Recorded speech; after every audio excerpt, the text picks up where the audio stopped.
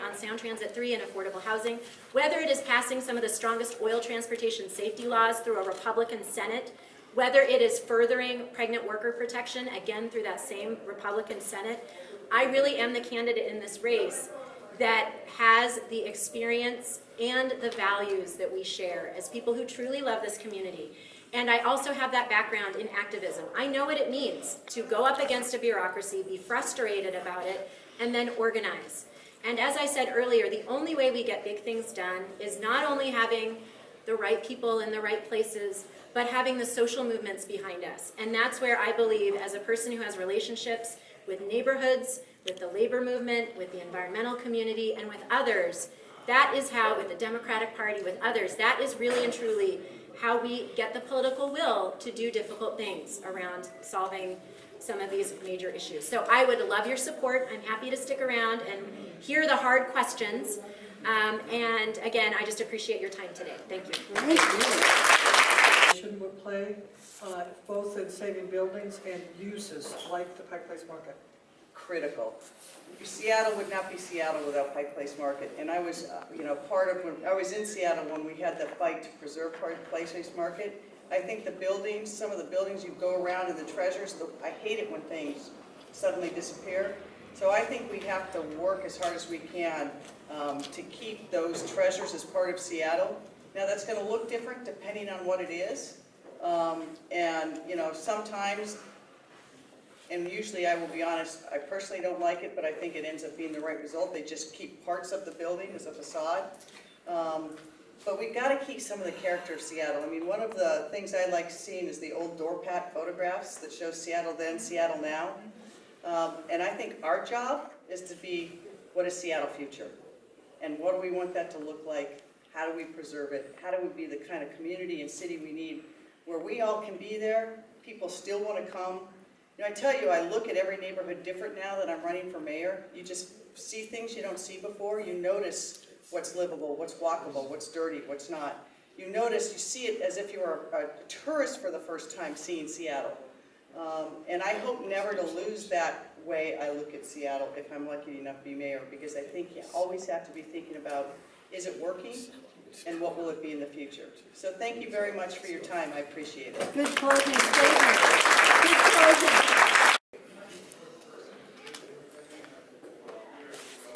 Well, good afternoon, y'all. How are you doing? Good. Good. Well, I'm Nikkita Oliver. I am a candidate with the People's Party of Seattle, and I'm really honored to be here in your space today and have the opportunity to speak with you.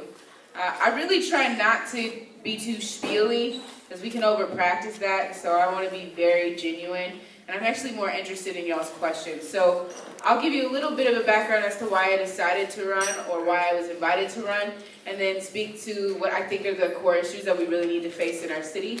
So first of all, I didn't wake up one day and decide that I wanted to be an elected official.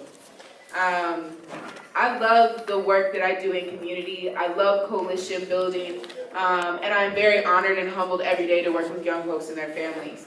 But what I see on a regular basis, especially as an educator in Seattle Public Schools, is there are 3,000 young people who do not have homes, who are living unsheltered. And as an educator, when they step into my classroom, they have a lot on their minds.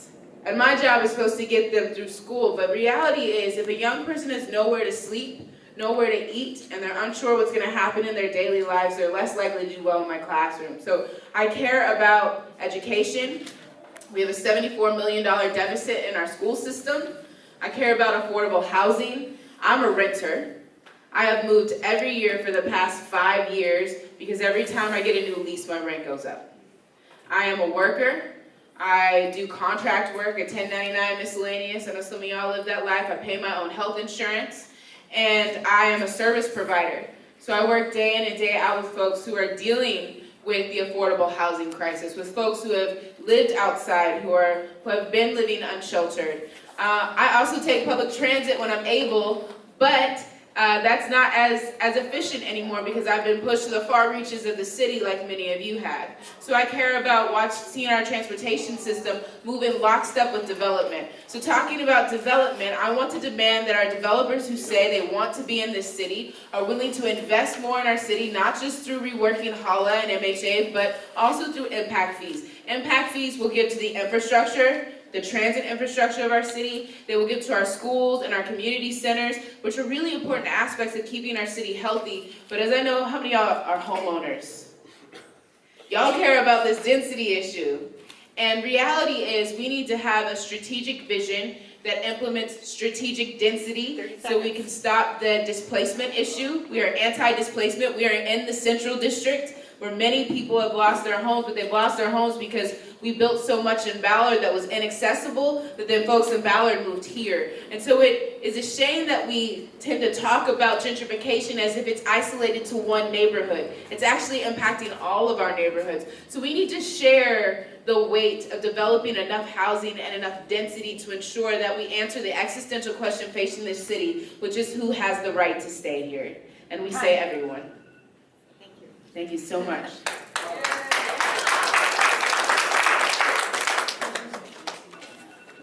I got the first question here. My name is Irene Wall. I'm a Seattle resident of long-standing, longer than I can live here, like my whole life. Here's my question to you. Seattle was heralded for its innovation in citizen-led neighborhood planning in the 1990s. Since then, neighborhood planning has drifted away from being comprehensive and grassroots to a staff-driven effort with a limited focus on upzoning to accommodate growth. Do you believe that current Seattle residents in Seattle's diverse neighborhoods should have more say over land use and zoning issues in their neighborhoods? Easy answer, absolutely. The question is, how does that happen? Yes, that's a good question. Yeah. So one way that I think that happens is by we have already with public development authorities that are in various neighborhoods that get the opportunity to make decisions about what developments happen in spaces. You know what neighborhood doesn't have a recognized development authority? Most of them. Are you speaking of PDAs? Yes, but do you know which one doesn't have one at all? Tell me. Central District.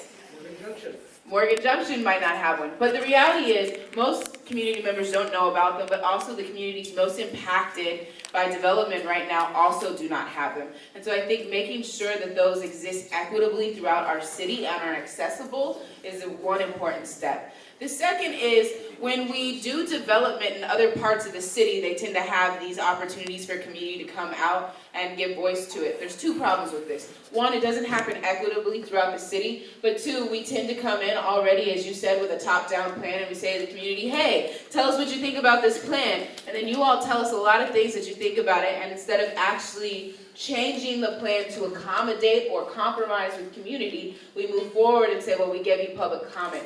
That is not an effective way to govern a city that says it values the voices of the people. And so when we talk about development, especially a city that needs to develop a vision, Seattle lacks a vision for strategic development. We have been just developing, allowing developers to do whatever they want to. And so we need to work with neighborhoods to have a structure where you all get input into how we preserve the character of the neighborhood, where the density goes, because y'all will know where it's going to be most useful, and then what sort of transportation options need to be included in that density to ensure that transportation moves in lockstep with density so people can get around and we can save our environment. Because if we're not careful, I mean, we're already going to see parts of our city underwater in 50 years. We're going to see a whole lot more of it if we don't get ahead of the environmental issues we're facing. Would you be willing, if you were mayor, to suspend MHA implementation until this level of either establishing PDAs or some other mechanism for what you believe is a more legitimate grassroots planning effort to happen? Because right now, you know what MHA is going to do, and it's essentially the same zoning changes in all urban villages, which is 37 of them. It's a great question. Can I ask you a question so I can? Yes. What do you think we can do in order to move quickly on moving the private market towards building affordable housing if we suspend that plan now that's already been put in place but requires some reworking? Well, That's a leadership question for the mayor, but you could redo the grand bargain. You could decide if it ain't grand enough, we're gonna go back, because what are the the developers could continue to develop, they will, and in theory, there's a lot of, well, we're just gonna build more, and therefore there'll be a trickle down, and certain new stuff will be taken over by the wealthier folks, leaving the Wallingford 8-unit apartments still available. I don't necessarily believe that, but, do you think there is room to modify the MHA program? So this is how I was going to answer your question. I wanted to see where you were at. I think that Holland MHA have to absolutely be reworked. It was not a grand bargain. It was the great developer free ride. And so we need to ensure that impact fees are a part of the structure, because the infrastructure of our city is suffering when we have rapid development. And then also, when we're only asking 2% on South Lake Union, what we're saying is Paul Allen gets to build his own small city within a larger city that benefits him but serves absolutely no one else. And so I wouldn't say I would suspend it, but what I will say is I'm 100% committed to reworking it and hearing the voices of community members as to where we can strategically put density in neighborhoods that are going to be facing some major changes. But I do believe the density has to be shared across the city. Otherwise, we'll see neighborhoods like Rainier Beach, Central District, and Ballard be the only ones that bear the brunt of development that I think could eventually benefit us all. I haven't asked this variant of others, but I will ask it of you. There's a theory here, maybe it's just mine, but if the spigot for development is open equally everywhere, what we have seen is certain neighborhoods do not get the benefit of development, others get overwhelmed. We've heard the phrase Ballardization. How about something like that? You turn the spigot off in some areas that are overdeveloping in order to push the development into the areas that are underperforming. Yes. I 100% check. I 100% agree with you that we put way too much development in places like Ballard.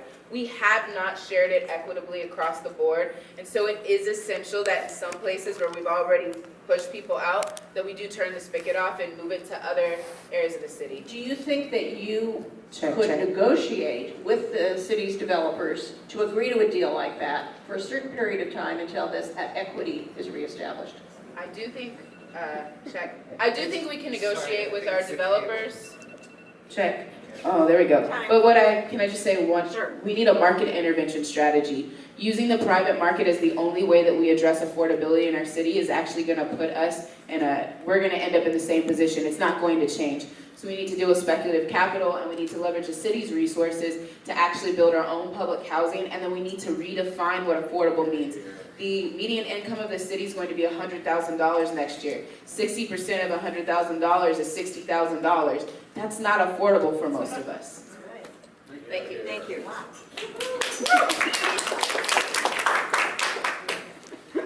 Nikkita, how are you doing? I'm good. How are you doing? Good, thank you. My name is Cynthia. Thanks so much for coming here today and answering our questions.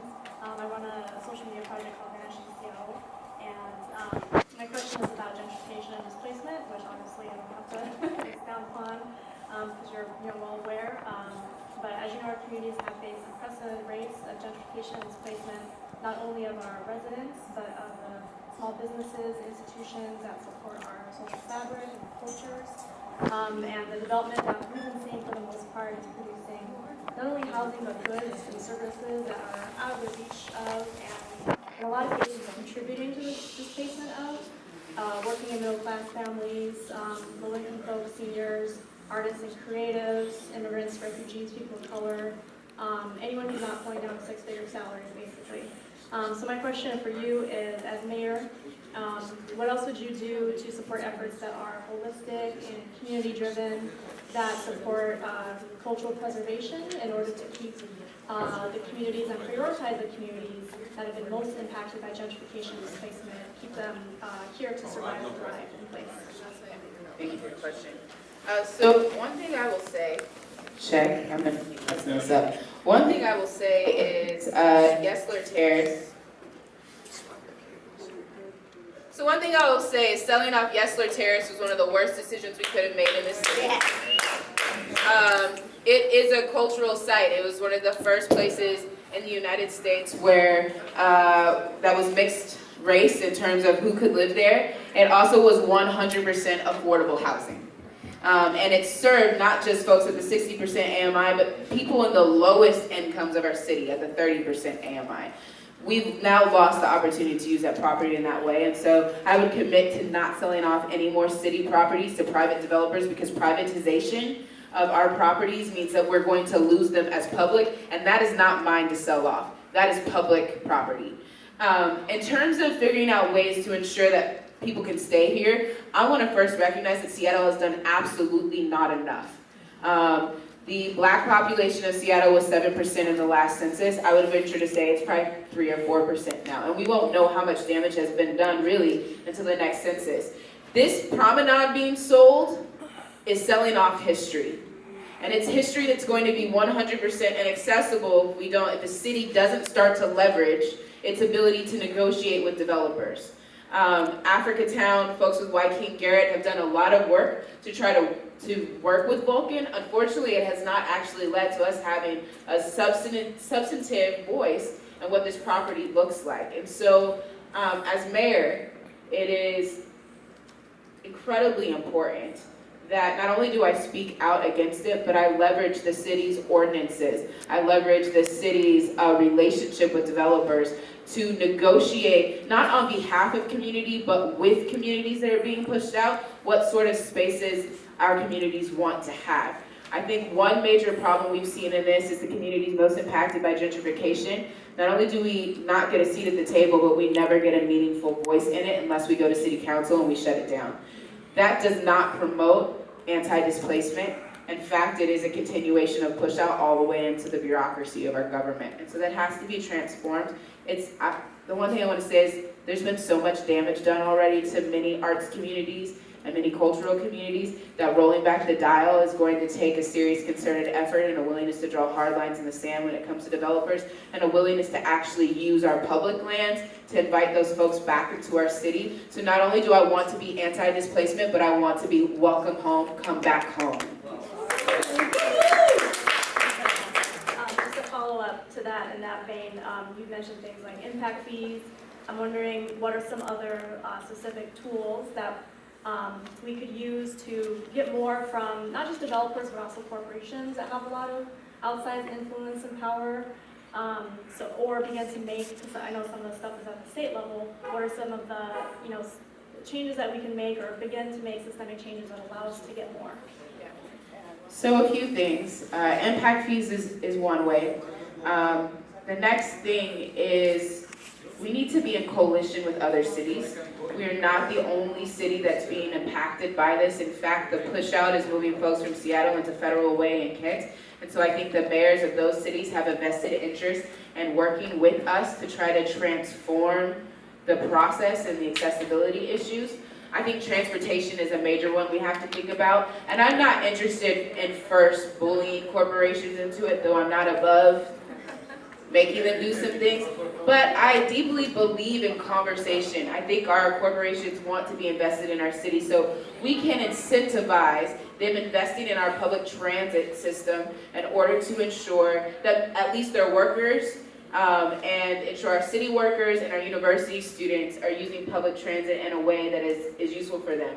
The university is saying that the cost of providing new passes to their educators is too much now. And so I think we need to partner between the city, transit, and the university, but also these corporations and developers you're talking about, to figure out what would actually be an incentive. Maybe it is, there are lots of taxes that we're using in a lot of sort of bully pulpit ways. That's not a bad thing when folks have denied partnership, but I think you have to go to partnership first. We want to develop healthy, good relationships with our corporations, and I actually believe they want to do the same. We have to teach them how to do it. Thank you so much.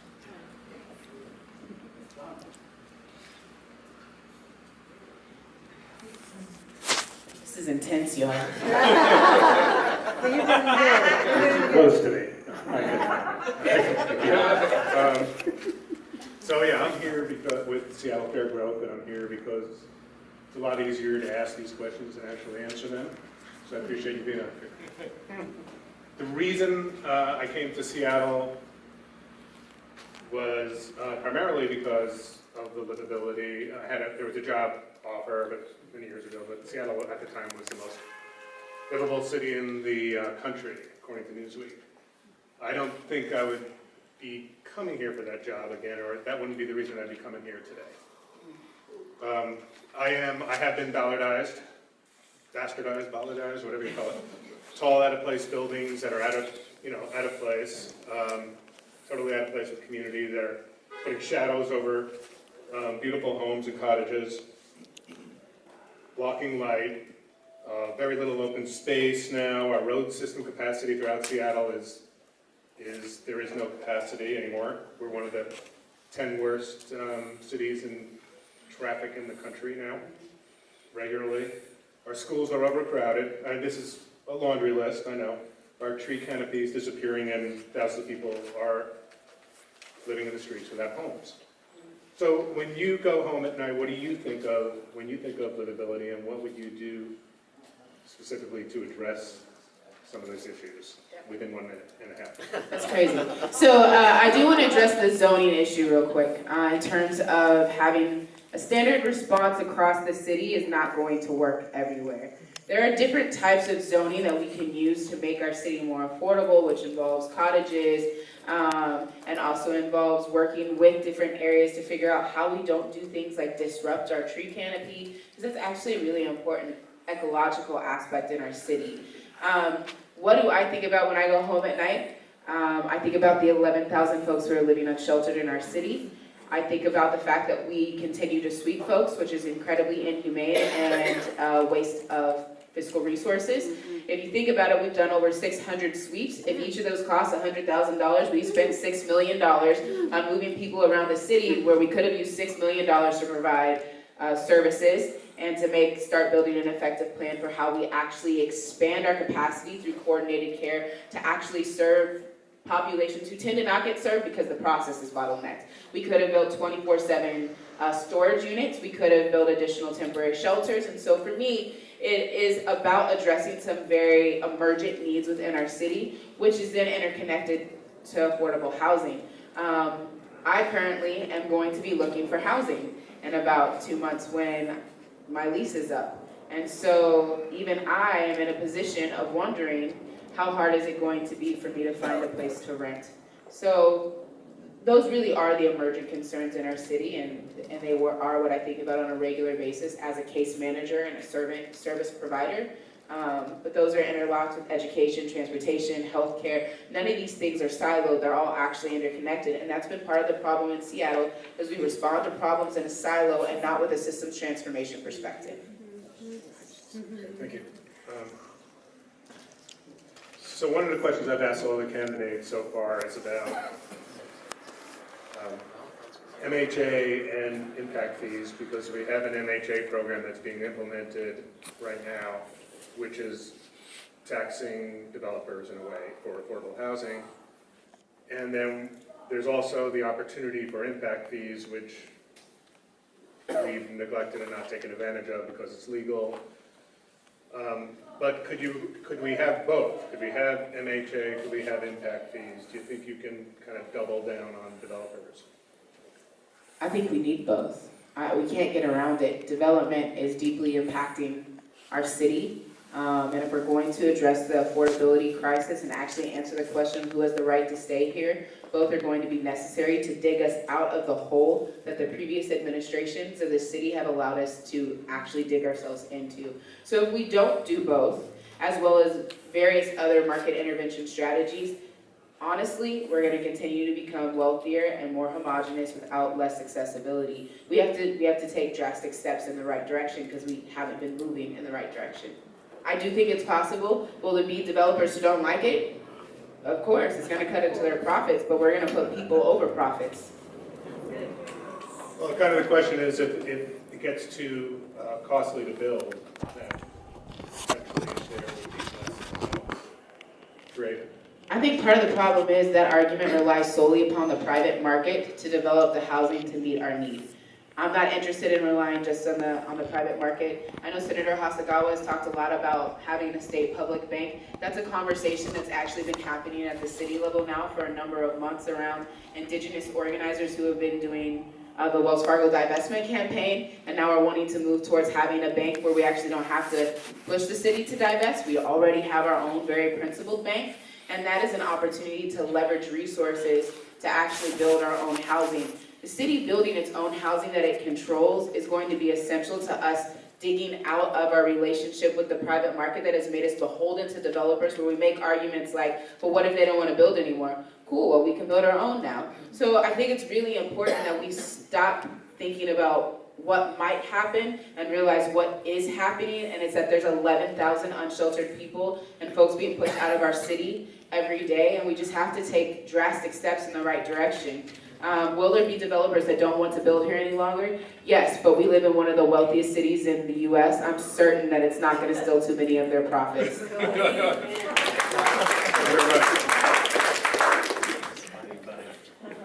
Thank you for your questions, by the way. I don't know if you caught on to this, but there's 4 groups sponsoring this, and we each are asking a question out, asking a series of questions. I'm with the Seattle Neighborhood Coalition. Successful urban planning helps target where jobs and housing development occurs while ensuring necessary transportation infrastructure and public amenities to support these. In the past, we called this the urban village strategy. Seattle has seen explosive job growth fueled by tax and other incentives provided by the city. Rather than managing growth, we are encouraging unfettered demand on housing and infrastructure and have arguably failed at implementing successful housing and transportation policies because we're clearly delivering too little, too late to support this job growth. The planning director, Sam Asefa, has called Mayor Murray the planner-in-chief, and that planning has largely been based on a backroom deal to upzone large swaths of the city, called the Grand Bargain, which we addressed earlier, and to support transit infrastructure, which delivers mass transit to limited parts of the city decades from now. What would you do different if you were planner-in-chief to address the growing pains that Seattle is experiencing? So again, I go back to vision. The vision thus far for this city has been a place where developers can develop unfettered in whatever way that they want to serve their own interests. And that includes corporations like Amazon and Google, and it includes folks like Paul Allen and Jeff Bezos. To be honest, those are not my closest ties and relationships in the city. My closest ties and relationship in the city are coalitions. They are with other workers in our city, and they are with social movements and labor movements.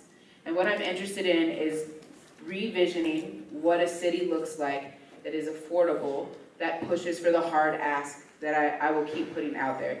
25% of affordable housing from the private market, rework the Grand Bargain, push for rent stabilization, other market intervention strategies like dealing with speculative capital. People can afford to come in our city and buy up homes that they're not going to live in at prices you and I will never ever be able to pay, and the market just keeps going up. That said, when we deal with social issues in our city, we continue to leverage a regressive tax structure to do that, including the property taxes and the soda tax and the various sales taxes that we put on. And what we do is we continue to harm the cash poor folks and the black or brown folks and the workers of our city. And so we just need to realign with some different principles. And I'm not going to pretend it's going to be easy and it's going to take way more than 4 years. Like, let's not have the Obama effect here. Any person running for office that gets up here and tells you they're going to fix affordable housing in 4 years is lying to you. Because we've been going down this road for a long time. What I am committed to doing is taking those drastic steps for some very emergent issues that are facing us to start putting us policy-wise in the right direction that we can actually start to address the issue. It's not going to be perfect in the next 4 years, but we can at least get ourselves on our principled path in the right direction that utilizes every tool that's in our toolkit for a short-term, a midterm, and a long-term strategy that actually envisions a more equitable and affordable Seattle. Peter Steinbrück, who is formerly a council member, wrote a report a couple of years ago that looked at how the urban village strategy had been implemented and discovered that many things within that strategy worked pretty well in terms of getting growth, but that the growth was not equitable throughout all the different urban villages. Some took a lot of growth, some took very little. The city has a variety of tools at its disposal to help balance that out. For example, the multifamily tax exemption is supposed to give tax breaks to developers who build in communities where they can't get higher rents so they can create housing for people down in those communities. But those programs have been abused and tweaked in such a way that, for example, the multifamily tax exemption most of the multifamily tax exemption is going to micro-housing on Capitol Hill, which gives great return, profitable returns to developers, and is not really helping address housing needs for families and for working class people and so on. Will you boldly step forward and address these inequities in the tools that the toolkit the city has that's being misused, like multifamily tax exemption and other issues in the zoning code? Yes, and I think that goes back to the question that was asked earlier, am I willing to turn off the spigot in areas where that development has been hyperactive and push it for more in areas where it needs to be more equitable? Absolutely, it's the only way for our city to develop in a healthy way, and there are many tools in our toolkit that already exist, and there are also new ones that we can pursue and implement to ensure that that happens. I don't want to see any other communities feel abused the way that Ballard has, or the way that the Rainier Beach neighborhood has, or that folks in the Central District has.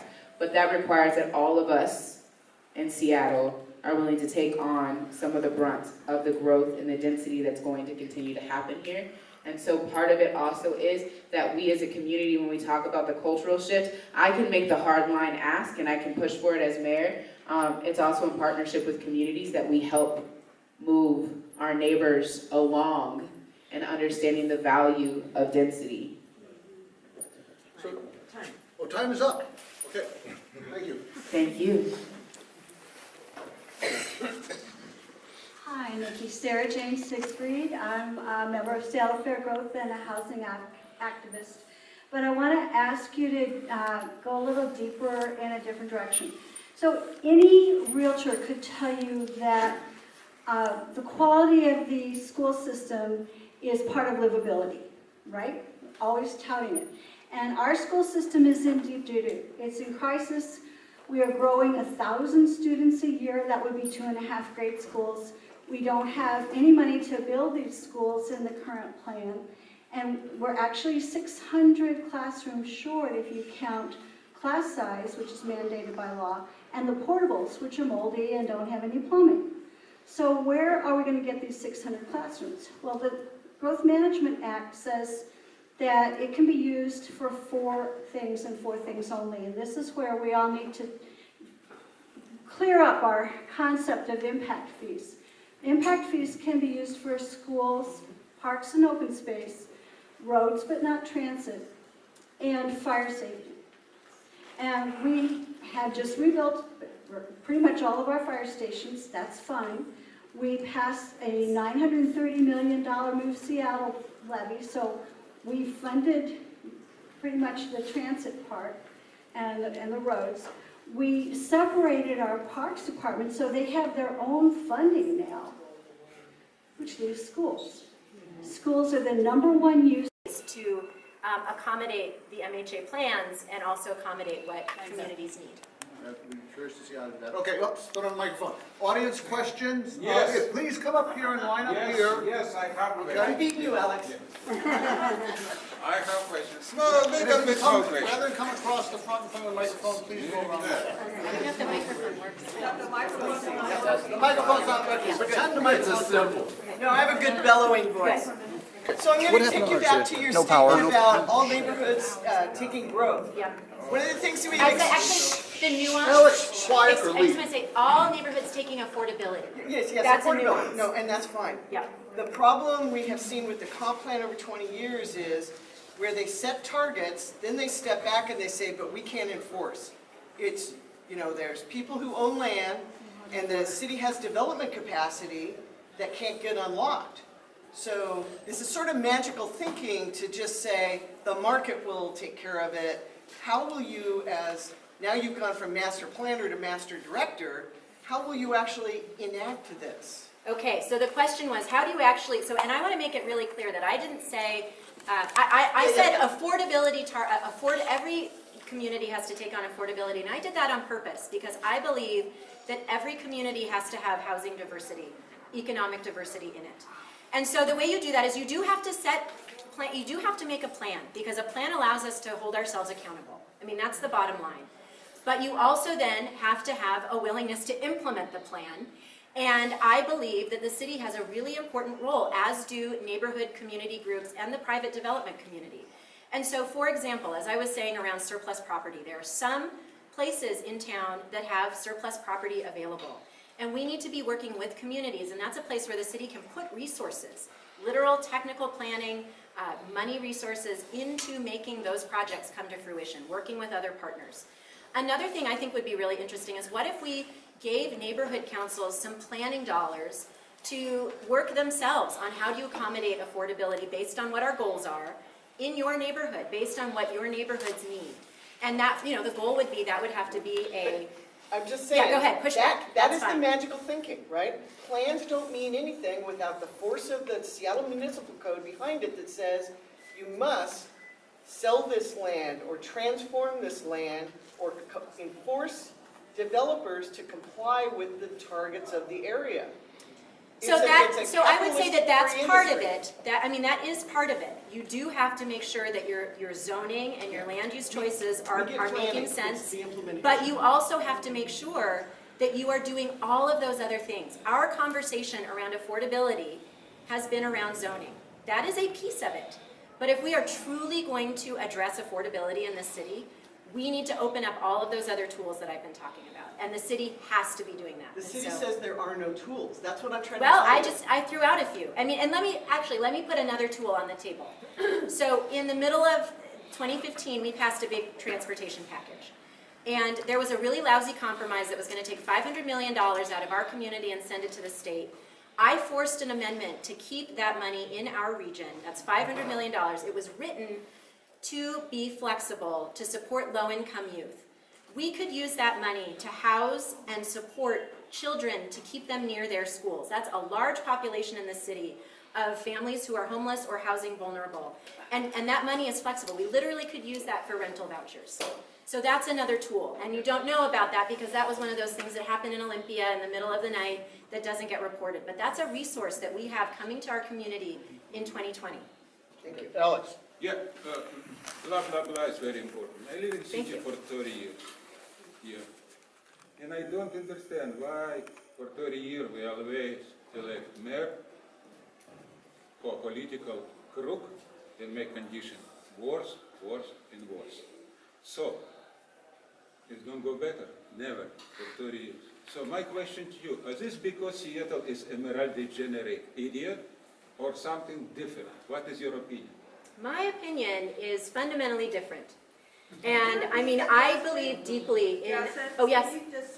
I think the question was, is it, and I'm going to paraphrase. Okay, I repeat, Is it, I repeat. No, I don't think that's necessary. I'll summarize. Okay. Thank you. So summarizing, is it maybe idiocy to think that we can actually change things, or do I disagree? And I will tell you, I deeply believe in a progressive notion of government, which is that government has a role in making our lives better, whether it is delivering public education, whether it is delivering public infrastructure projects like light rail, whether it is environmental and labor protection. I believe deeply in that. And I also believe that it isn't our job to finish the task in a particular mayoral 4-year term, but that it is all of our job to spend time doing that piece by piece. Let's make it a little better. And if I could spend 4 years addressing the homelessness crisis and making it better, that would have been 4 years well spent. Listen Okay. to this for 30 years, same what is you talking. For 30 years, everybody. Let's have a question, please. Yes, sir. Oh, pardon, ma'am. Thank you. Yes, my name is Marguerite. This is a fascism. And I was born and raised in Seattle, Washington. Real loud, no mic. Can you hear me? The microphone's off, you gotta speak Okay, loud. because they tell me I'm used to yelling. There's no mic. It's okay. Now, Yeah. I'm gonna let you hear me for real. My name is Marguerite Richard, and I was born and raised in Seattle, Washington. And I do agree that the Bertha Landis room can be used for better things other than letting people come up in there disabled and have those guards coming up in there touching them and having them escorted out and ending up being trespassed, okay? That's an illegal act right now that we have against the city of Seattle. So you're running for mayor. I keep some, in other words, I know when I came in here, all I had to do was know that Alex Zimmerman was in the room and everybody was like a bunch of sharks. And that's the way I feel like people have been towards our community, black people. And I'm going to use as example, this here is called Northwest Master William coming. They had a little art show with a reception down there at 1201 Western Avenue. Don't you know I walked in there because the aid car was on the outside. I said, oh, let me go in there. I was the only black person that was in there throughout the whole night. But this man, he was black. Y'all want to pass it around? This the artist that's dead now. Okay, they was exhibiting his art on the wall, but no presence of us in the building. So that's what I'm saying. And I went to something else. I can't, you only got 2 minutes like they do down there at City Hall. I'm telling you what they do. No, the question is the fact that the Bertha Landis room, Alex Zimmerman being the subject of disarray every time when I come in the presence of where he's at. It's either some kind of shark attack on him, and that's the kind of shark attack they use on black people in this community, which is now being gentrified. Let her go ahead and talk. And the artwork is an example of going to an outing where everybody else is in the room that don't look like me, but they're displaying this art thing that I was showing you. Yeah, he got it. You got it like that. Yes, and that's why I am raising my voice now, because I am sick and tired of being sick and tired in a place that I was born and raised in. Thank you. Thank you. Next question? And so, Response. I can respond. Thank you. I mean, I think that the point that's being raised is really important, and that is that the black community in this city is being displaced, and that it is and that there are. You support Bertha room or not? I didn't understand. What was that? Say that again. You support open Bertha room for free election for everybody, not only for you. I would have to learn a little bit more about that. But let me get back to the issue. So, there are development questions happening in this community right now. And land use and transportation and education decisions have been made in a context in this country that have deep overlays of racism in them. Our land use code, our historic land use code, the way the city looks is literally because of policies around redlining, around covenants. And so our job, and one of the reasons I think that every single neighborhood has to take on affordability, is that it doesn't then mean that the African American community in the central area needs to be taking on all of the density of the community and therefore displacing it. And what I would really love to be in dialogue with this community about is what are the cultural assets? What are the supports that are needed so that people can stay here? Is it different kinds of ownership? Is it rental support? What are those supports? And you only get that answer by actually asking the community themselves. Which HELA did not, which MHA did not. So that's it. I do support that, but there's an EIS process right now. And another thing that I support is having council meetings throughout the city. So not always having them at City Hall. What would it be like to have important council meetings on growth and take them to different parts of the community so that people can show up who might be working during the day or may not have transportation? But if part of our job is to truly be in dialogue with the community, and I believe deeply that it is, we need to really change and rethink how we do public process so that people can be a part of that dialogue. So you'd be open, as a mayor, to open meetings? Because we can't contact the actual mayor today. Yeah, in this era, yes, absolutely. As a legislator, that has been my job, and that has been the best part of the job, to be talking with my community about how I can serve them. Yes. I think you voted yes on HB 2201, which is changing the car. Yeah, and so I was curious, I don't know that much about it, so I was curious why you voted yes on that and what impact you think that's going to have on SB3. Okay. So HB 2201 is a bill that's still alive in Olympia. The car tab schedule that everybody passed in 2016 in November is based on the 1909 valuation model, which is something that has really been found to have out of whack valuation. And so there are two core issues with this bill that I voted yes on. One is, as an elected official, it's my job to steward the tax system. And if you're getting taxed on something and it's higher than what it actually is, I have to change that. That's my job, and it might not be easy to do, but I have to do that. The second piece, though, is that there will be a financial hit to Sound Transit, around $700 million, if that happens. And it is also my job to implement the will of the voters who voted on this package and want it delivered. And so it's my job to figure out how we're going to fix that shortfall. There are ways to do that. We can get additional money from the state. We can, I can talk a little bit about that, but fundamentally that bill had two important pieces. One, a steward of the tax system, because if I'm going to ask you for more taxes, you all have to believe that there is integrity to the tax system. At the same time, if we're going to put another ballot initiative on transportation on the ballot, you also have to believe that we're going to deliver on the promises. And so I am committed to both of those things. Toby Thaler from Fremont. I'm not going to ask about whether you believe growth is necessary and why you think it's good. Everybody expects me to do that, but I'm going to shift to your statement that the upzoning and the densification to accommodate, in theory, more low-income housing needs to happen citywide. So my question concerns the Gold Coast and the wealthy neighborhoods that have not been targeted whatsoever. And the base quest part of the foundation is whether you're familiar with Guylands and Page, the study of congressional behavior at the national level that demonstrates that basically this country is an oligarchy and the lower income people don't really have any say over policy. So how are you going to actually make upzones happen in the wealthy neighborhoods and not have upzones happen through some kind of neighborhood planning process that displace lower and middle income people? Most of us in Fremont and Wallingford can't even buy our own houses. Right, and that is a real issue, right? So here's what I deeply believe, that you need social movements that are pushing on government to do the right thing. And as mayor, one of the things that I would really like to do is work with the labor movement and other advocates to help organize around this issue, because I believe that most of us believe there's an affordability crisis in this city and that we need to do things differently. And that the only way you get those tough decisions made, I shouldn't say the only way, but often the decisions that are made in the public interest have a strong movement behind them. And so I don't believe that I can walk into City Hall and suddenly change land use patterns throughout the city. I need the help of people in the community to do that. And again, I would argue that it needs to be really specific to the neighborhood. There are some places where we need to really be focusing on ADUs.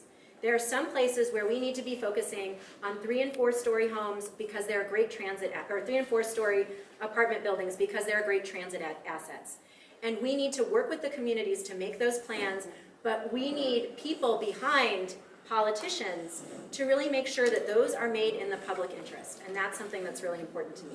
Can I ask a follow-up on that? Because you say you support MHA, which is a one-size-fits-all, add 10 feet to all these different zones. It's one-size-fits-all, and then you're saying that we have to have unique things. So I would urge you to read the EIS, the draft EIS, if you haven't yet. What is it? Because I think that it really lays out two different notions of how to implement that. And I really think, having sat in on a meeting at Ravenna Bryant the other day, where literally the community was looking at street by street, how to accommodate, and the feeling in that room was not, we hate growth, we don't want people here. It really was, how do we do this in a way that allows us to have transportation options, that allows us to use the asset that's being built at Roosevelt through light rail, but to do it in a way that preserves the walkability of our neighborhood, the tree canopy, and literally they were sitting down together with planners and with a council member to go through what that might look like. And I think that if we can do that throughout the city, we will get to, and again, there are going to be people who just don't agree, and it might be that we don't agree on some of the fundamental premises around that. That's possible. But what I also think is that there are ways within the current EIS system, or within the current EIS draft, to have a dialogue with communities about how we're going to do growth in our city. I think you're missing his point. Okay, I might be. If you want to clarify, that's good. Bill, Yeah, please. A table of people is different than your neighborhood engaging. Yeah. And so we're on a bullet train. The EIS is simply the evaluation of the environmental impacts. We've known that they were going to present several alternatives. So that is what the function of the EIS is. It is the process of creating the final maps and the zoning that we all think should have been done more collectively and not in public forums. That's what we're trying to ask if you're supporting. That makes sense. And as a mayoral candidate, I will call for that. I'm going to have an opportunity to talk to people throughout the next several weeks. And I think that there is a really important opportunity to get communities looking at those maps. And public outreach, that means then, needs to be in different languages. It means that meetings need to be held at times of day when people can get there. And it means, having public notices that make sense. A lot of times those public notices are really hard to understand. So I absolutely believe, and I'm going to have an opportunity over the next several weeks to say, let's do public involvement around this. But I really would say that if you look at the draft EIS, there are different ways of getting at the growth, and I would love for communities to weigh in on that. Jessyn, That matters. I think you're avoiding the question here. The grand bargain says we're going to upzone everywhere, these are the rules, okay? And you're saying maybe those rules can be broken. So do you either support the MHA? So I do support the grand bargain, but it does not say that upzoning is going to happen everywhere. I mean, that's, It talks about within the but urban it does villages. in certain places. That is Right. true. So you support the MHA, you support the grand bargain as a baseline, and you're not going to violate any of that? No, of course not. There are opportunities to actually put in more affordable housing through this draft EIS process. We should do that. You're actually wrong. The grand bargain specifically, the narrative in the letter that was written said, all areas within urban villages will be upzoned by at least 10 feet, and all single family will convert to low-rise 1. That is the grand bargain. So that is the grand bargain. And in that sense, So do you support to that, the yes or no? extent, so what I would say, I will be careful what I say. I do support the grand bargain. I will just say that. And I know that that's not the answer that you want. But I also know that there is now a process that is in place that literally, and I saw it happen, where neighbors are sitting down with council members and going over how they are going to accommodate growth. So would And you how are they going to postpone accommodate that? implementation? Say that again. Would you postpone an ordinance that implements the grand bargain until those neighborhood by neighborhood processes occur? I would say get involved now. There is a draft EIS involved. process. Yeah. I hear that. I hear that. And what I would say, and what I would say to you is that I will also be calling for the council and the mayor to have an open process around the draft EIS. So I may not, but I have to be authentic, so there you go. Educate her. My question. Okay, yes. All right, we have several people, so Yes. we need to move a little faster. Yes, all right. Personal detail, I lived in New York City. Yep. I was in a place that was rescued by the city with public funds. When they decided they were going to exit, we organized ourselves, and we got ourselves included in rent stabilization in New York City. It allowed me to have a very enjoyable life in New York City for the remainder of the 17 years I was there. So, a lot of politicians, when I ask them about rent stabilization, they go, it doesn't work. I don't know much about logic. That's the third line of a syllogism.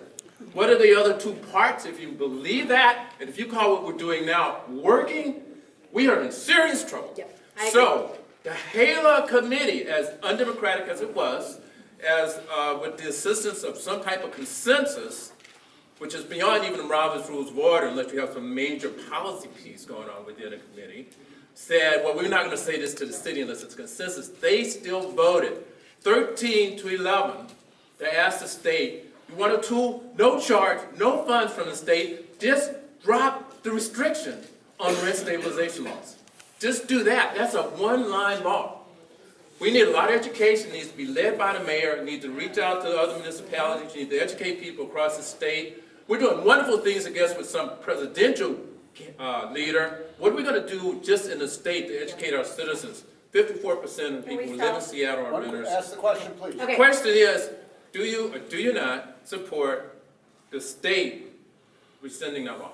I do, and I've publicly advocated that as a legislator. And there are places in the world like Berlin where you can do rent stabilization. There's a lot of nuance. There are some methods I think that don't work as well. But we need to have all the tools on the table to solve the affordability crisis. Next question. Hi, Jessyn, Jan Brooker from Lincoln Springs.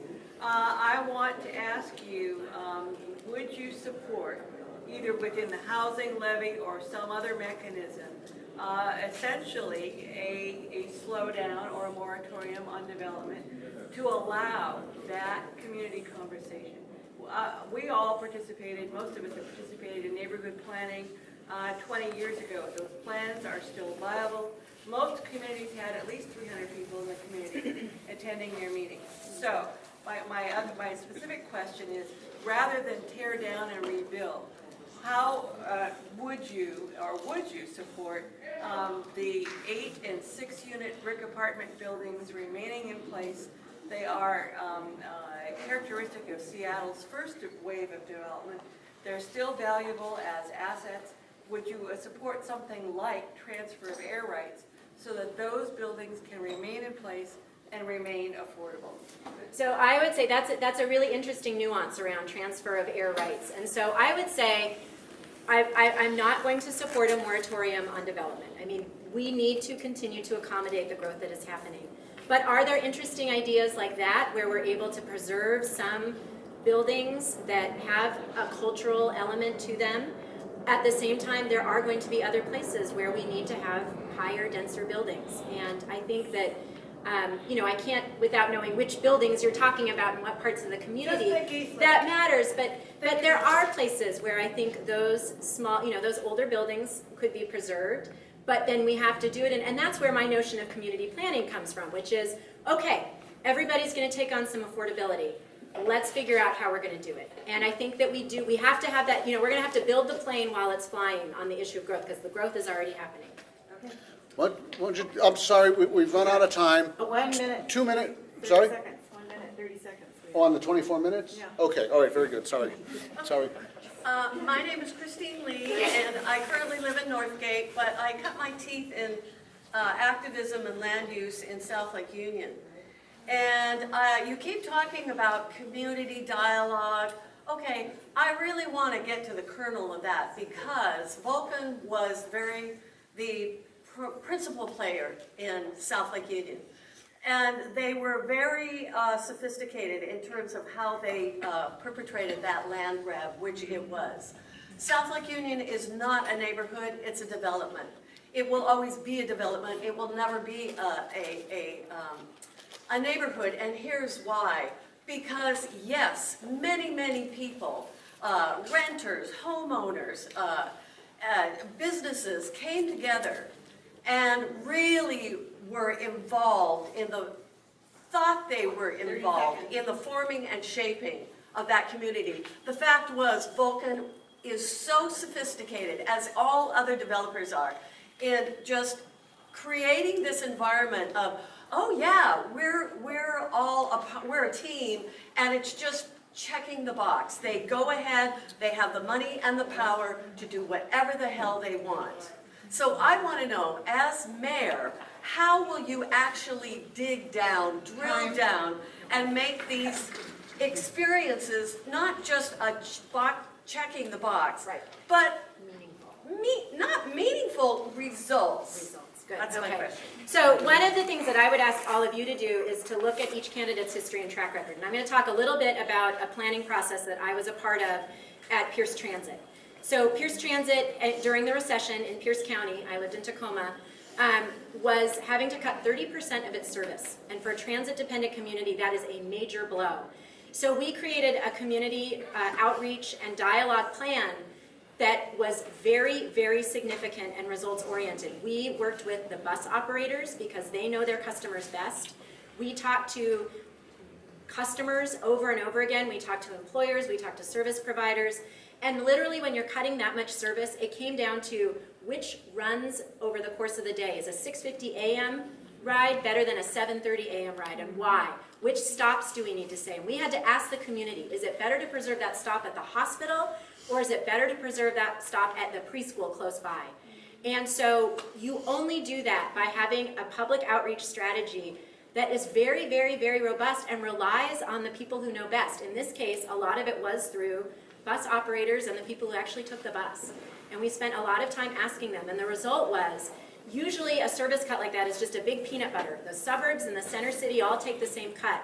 We instead did a politically difficult thing in that county and cut service, preserving as much as we could in the low-income transit-dependent parts of the community. And that was a political decision by elected officials. And so I can only say that there are times when you can have a robust, true dialogue. I mean, we had plans that we made, and there were ideas that we put on the table that the public did not want and would not use, and we adjusted those. Where is Vulcan's money going in this election?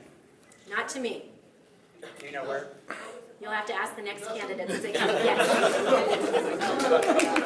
Okay, all right. The current practice of selecting department heads through a nationwide search as opposed to seeking out and nurturing talent with local connections, what's your preference and your thinking in that area? I think you have to do both. When I was U.S. attorney, some people I promoted from within and some people I brought in. And I think what you have to do is, what's the department? What are the qualities you need? What kind of experience do you need? And sometimes you have to find someone as a nationwide search, and sometimes you bring someone from within. And I think you really have to look at it on a case-by-case basis. Hi, everybody. No, I'm Alexander. My stupid name. Sorry. My question very simple. My answer is very simple. Exactly.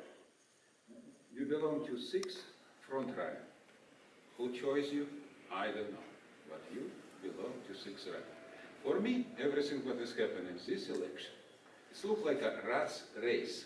One rat broke neck, and another 5 rats, same Democrat, come like a mafia. Protect. Same location, same what is this crook mayor did before.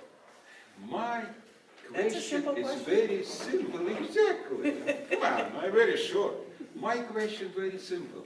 Why for 30 years, what as I live in this city, always we elect a dirty politician crook? Is this because Seattle is a emerald degenerate freaking idiot or not? Why? Why we elect for 30 years same crook again and again and again? Why? Are you a professional attorney or prosecutor? My real question is, if you believe that, why do you stay?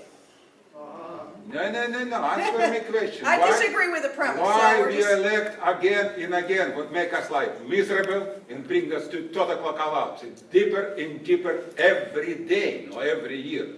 So answer me very question, because I don't understand. 700,000 super smart idiot doing exactly again and again and again for 30 years. Why? I don't know is an appropriate answer. Yeah. Okay, next question? Yep, next question. It seems like Seattle's at war with the federal government right now, whether it's Paris or immigration or Jeff Sessions coming to take the joints out of my cold dead hands. Hope they're not dead. Well, I hope so too. But so I'm curious, particularly for your perspective as a former federal prosecutor running to take over a city that's at war with the Justice Department, what do you think is the next battleground, and what tangible things are you going to do to stand up to the feds? Great question. I think that Donald Trump's values are so antithetical to our values that we will unavoidably be in battle. The day his travel ban was handed down, I drove to SeaTac Airport because I was representing the Port of Seattle, because they're saying, we have all these people being held, we don't know what to do. I called friends and associates at 2 of the big civil rights groups and said, I'm going to need lawyers for people, can you come? We went there. In a very short period of time, in a lot of scrambling, we were able to get one of the first federal court orders to prohibit the enforcement of that travel ban, and literally had an airplane brought back to the gate so 2 men that they were trying to send to Dubai could get off and go on their ways or join their family. So I think that we are going to have to protect our immigrants. We're going to have to make sure if the ACA, if they do what they want to do to Obamacare, Harborview will lose hundreds of millions of dollars. And the health care for this city will change overnight. We've got to fight that. We've got to protect against it. I think that the marijuana, we know Jeff Sessions has made public statements that he wants to close our system down. I don't think he'll be successful. You know, I've been in that office. I know a little bit about it. But I think it's going to take a coordinated effort of the Attorney General, the City Attorney, and leaders to make sure that we keep him from doing that. So I think that, unfortunately, we will have a number of areas where we actually have to fight the Trump administration. And I can promise you, that's a fight I'm ready for. Hi for Trump. So this is one of the first forums of the year, and I came specifically today because the scuttlebutt on the street is that you're the developer's candidate in terms of access and possible results. So give me your 30-second elevator speech to confirm or deny. I deny that I'm the developer's candidate. I have the support of the business community. This morning there was a labor forum. I want the support of the labor committees, and I want the support of neighborhoods. I want to be the mayor for all people.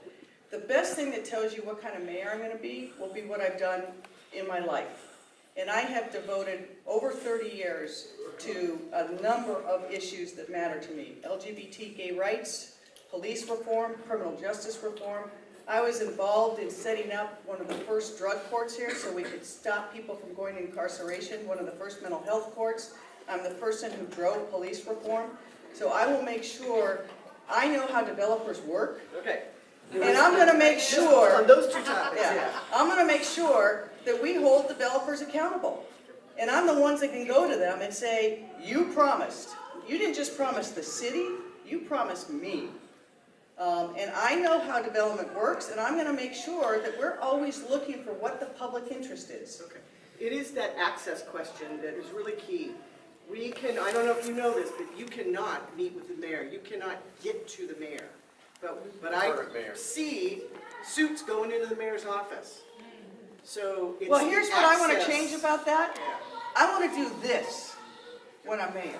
Yeah, he hasn't done this. He does tightly controlled, find it, fix it, surrounded by people, no communication with the constituents. All right, well, I hope to change that, and look, you can't be everywhere every day, Got that? but I want to be accessible. You cannot. I cannot? No, you can't. Okay. Alex says I can't, he's wrong. One of these good old singing mics, huh? Anyway, my name is Marguerite Richard, and I'm pretty sure that you've seen me out and about. I have, Marguerite, how are you? Well, I'm not doing good. Yeah. And because Black lives are not mattering. They're saying it, but the reflection, this is not the change that Black lives can believe in. Honorable Michael B. Fuller is not here to speak on behalf of himself, okay? But it's put a lot of sickness and a lot of stress and duress on us as a community and as individual people, where they have contributed wonderful things to their society, but yet still we're on the table, on the menu, on the chopping block, slaughter, whatever. And I'm holding the envelope. I know this lady that just was in the green is right, because I'm holding a letter right here, envelope, saying from the United States Courthouse, 700 Stewart Street, where you used to work. And this is an atrocity, just like she was saying. I went up to the floor, on the mayor's floor, and opened up the door, and there was his guard. Don't you know he ran? Why are you running? Fear is not of God. These people are human out here, and they deserve to be able to come in and be respected as individuals. If they have something to say, by golly, take time out for them. And so the Bertha Landis room, the only reason why I mention that, because that's a room. It's a big room where people can come and talk about what does matter and how we're going to fix it. Yeah, we done found everything in the world, huh? Talking about finding it and fixing it. If you see something, say something. I see something every day. Every single day. So that's my question. They said to be or not to be. That is the question. Are we going to get that type of liberty that we're looking for? Yeah, I'm talking to everybody, because there might be another mayor or council person in the audience that want to rise up today. Huh? That's it. She already knows. She know who I am. She know I've been standing up for police reform. I went there where before they had the consent decree. She said, come out to the little old room and tell everybody all about how you've been abused.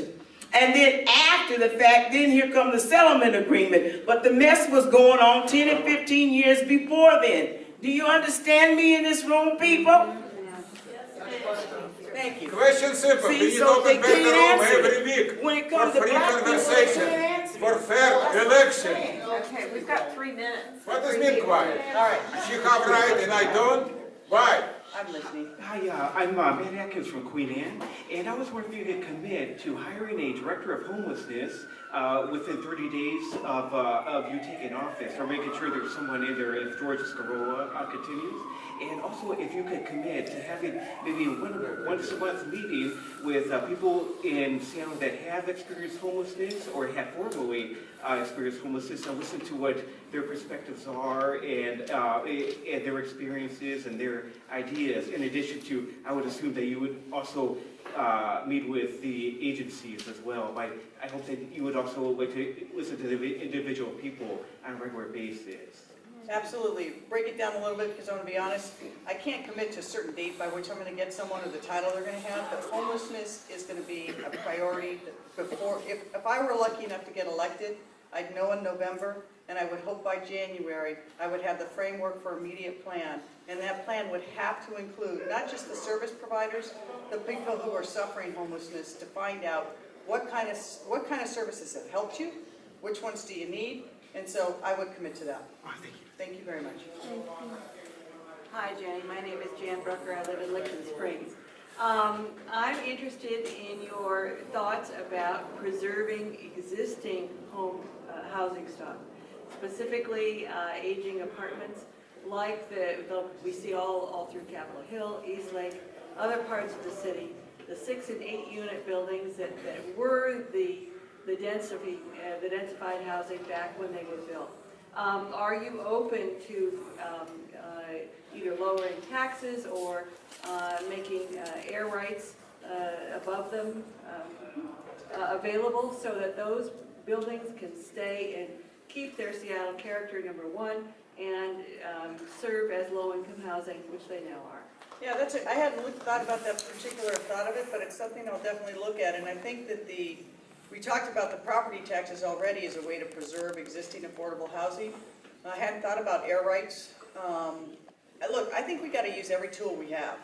And again, there's not one size fit all. Just because you're a brick building now doesn't mean it couldn't be something better. But thank you for bringing that to my attention. Hi, my name is Jim Street, and I'm interested in your philosophy of leadership. Specifically, in the last 16 years, we've had a number of liberal mayors whose commitment is to get things done, as you said, but whose definition of that was to accumulate as much power in their own hands as possible, while disempowering the people who work for them, and also the community. So I'm interested in how you define your philosophy of leadership and what it involves in terms of empowering others beside yourself. I've found when I've been in position of leadership, including when I ran the 2 U.S. attorney offices, and then I was in charge of all the cyber crime programs for DOJ, I was in a leadership position. The first thing you got to do is hire really smart people. My goal is to hire people who are smarter than you. You have to know what's going on as mayor, but you've got to let people do their job. And if I had successful department heads that were known in their own right for doing a really great job, I would be really pleased about that and wouldn't feel like I needed to be getting the credit down in the micromanaged level. You know, a perfect example is from the outside. I think Kathleen O'Toole has done a terrific job. And I think as a police chief, she's the kind of leader there that you look at and you think, why would you get in her way? So I think, you know, some agencies, the truth is, where the rubber meets the road, the mayor just has to know more and has to be involved in the details of the decisions. But that doesn't mean that you don't hire people and let them do their job. So I believe in strong leaders, and I'll tell you this, I don't want to surround myself with people who just agree with me. My favorite kind of person I work with is if someone will look me in the eye and say, that's a stupid idea, Jenny. And then tell me why. So, the back of the room is saying, that's a stupid idea, Jenny. And they're going to tell me why I'm stupid. That's all right. We ran out of time. Are we out of time for the... Yes. We had maybe, is anyone else coming in? Yeah. There is, another candidate coming up to you. You have 2 minutes for a closing statement. Absolutely. Can I cede my closing statement to one more question? Let's have